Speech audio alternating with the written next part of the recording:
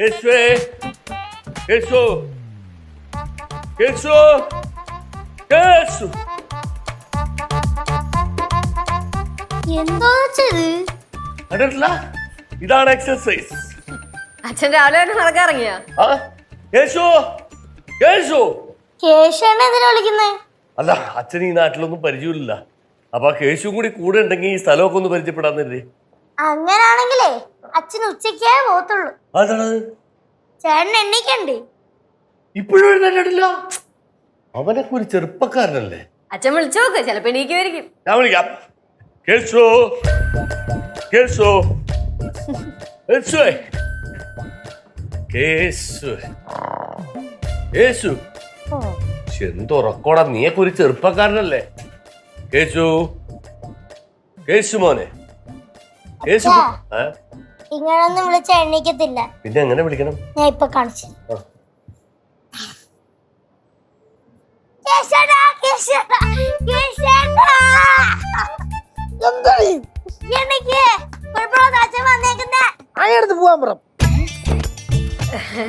അത് അച്ഛ ഉറക്കപ്പിച്ചായതും കൊണ്ടാ. ഇപ്പൊ അമ്മുമ്മ വന്ന് വിളിച്ചാൽ അമ്മുമ്മേനെ ഇവരിങ്ങനെയൊക്കെ പറയാറുണ്ട്.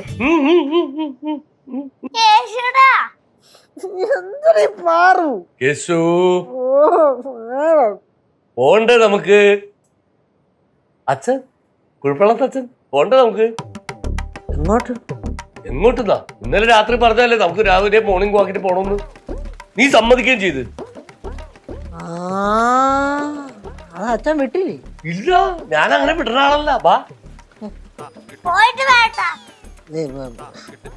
സംഭവം എന്താ പറ്റിയെന്ന് വെച്ചാലേ, ഇന്നലെ മാച്ച് ഉണ്ടായിരുന്നേ, ഫുട്ബോൾ കളി. അത് കണ്ടിട്ട് കിടന്നുറങ്ങിയപ്പോൾ തന്നെ വെളുപ്പിനായി പോയി. എന്ന് വെച്ചാൽ ഉറക്കം അധികം ഒന്നും കിട്ടിയിട്ടില്ല. അപ്പൊ പിന്നെ എങ്ങനെ? അത് സാരില്ല, കുഴപ്പമില്ല, നമുക്ക് പോയിട്ട് വരാന്നേ. സീറ്റിലൊക്കെ മഴ, അതോ ഫുള്ള് മഴ പെയ്യുന്ന സൗണ്ട്, ഫുള്ള് മഴ. അതറിയില്ലേ, മഴയത്ത് നടക്കാനാണ് ഇൻട്രസ്റ്റ്. അപ്പൊ കുറച്ചുകൂടി കിലോമീറ്റർ കൂടുതൽ നടക്കാം. വാ.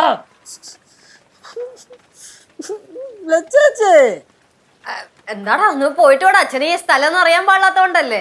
യേശു വന്നില്ലേ അച്ചപ്പണം കോട്ട വഴക്കാം. 2 മിനിറ്റ് കൂടെ കഴിഞ്ഞ കരയൂടാ. ചെല്ലടാ.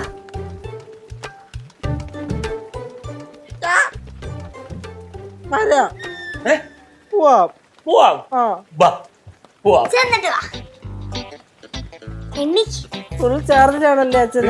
രാവിലെ ഞാൻ ഓണാവും. ഞാൻ പുറത്തട്ടെ. അച്ഛന്റെ അവിടുത്തെ രാവിലത്തെ ശീല നടക്കാൻ പോക്ക്. മഴ തിങ്ങാർ കാടയിലെ കിടന്ന് ഉറങ്ങി കൂടി. എന്തുവാടേ?